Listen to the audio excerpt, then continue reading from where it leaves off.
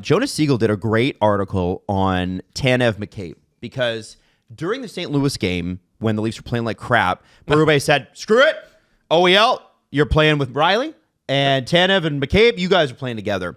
And apparently the Leafs are yielding a 1.5 expected goals. That's like 1% expected goals per 60 minutes when they're on the ice, which is the third best of any pair in the league that played over 120 minutes together. Oh, damn. They also boast an expected goals of 58% during those minutes. Love that. And those numbers are all the more impressive, according to Jonas, when you factor in competition, because they're not sheltered. No. They're playing he said a whole whack load of defensive zone faceoffs. Tanev and McCabe have an offensive zone faceoff percentage of just 28% over those 10 games they've played together, easily the lowest among the aforementioned group of league-wide pairings. So they are always thrown out there in defensive situations, and they're killing penalties. So you dump Yanni Hakanpää in there. He does well. OEL's with Timmins. You have Benoit as a backup.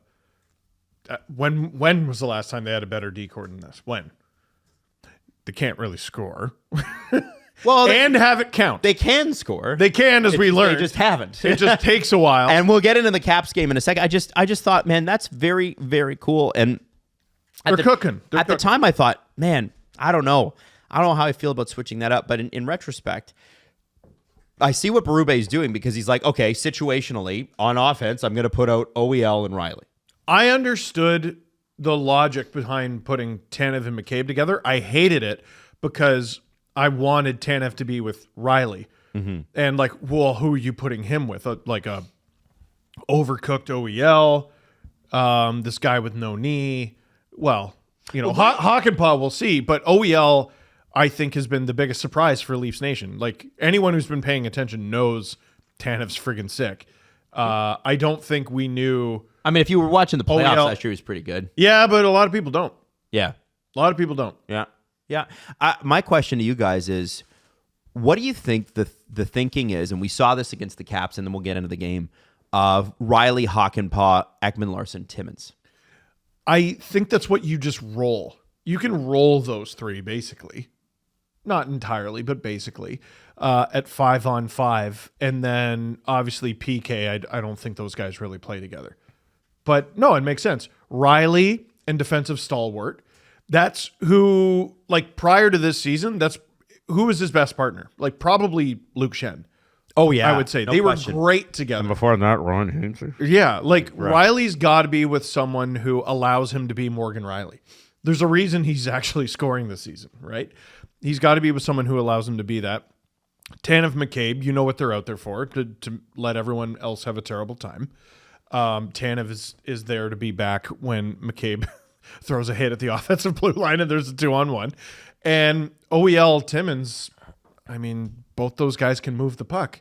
And if you're going to have trouble generating offense from your bottom six, it is nice to have a third pair that can actually move the puck and isn't a total defensive liability. I have to say, guys, and Jesse, do you have anything to add to that first? I'm sorry. I wouldn't mind seeing Simon Benoit, like, get him back in the lineup in that decor. I feel like he's very useful, and I'm not automatically sure that Timmins deserves his spot. I mean, very easy. Timmins out, Benoit in, OEL to the right. Done. Yeah. Easy. I'd like to see it. Yeah. Easy. Yeah. Me too, because I like Simon Benoit. I know he hasn't had the greatest start. I also think part of that is I think the only time I really notice him, and this is the sign of a good defenseman, is when he's taking a penalty. And he's just taking too many of them. Well, like last year, it got to a point where like you couldn't imagine taking him out of the lineup. Yeah. Right? And that's where they were at. It's crowded back there. If you told me at the beginning of the season, oh yeah, they're going to put OEL and Timmins together, I would have laughed you out of the studio. Like, I'd be like, first of all, how the hell is Timmins still on this team? And here it is working out. Like, Treliving, a lot of GMs really stick to their brand.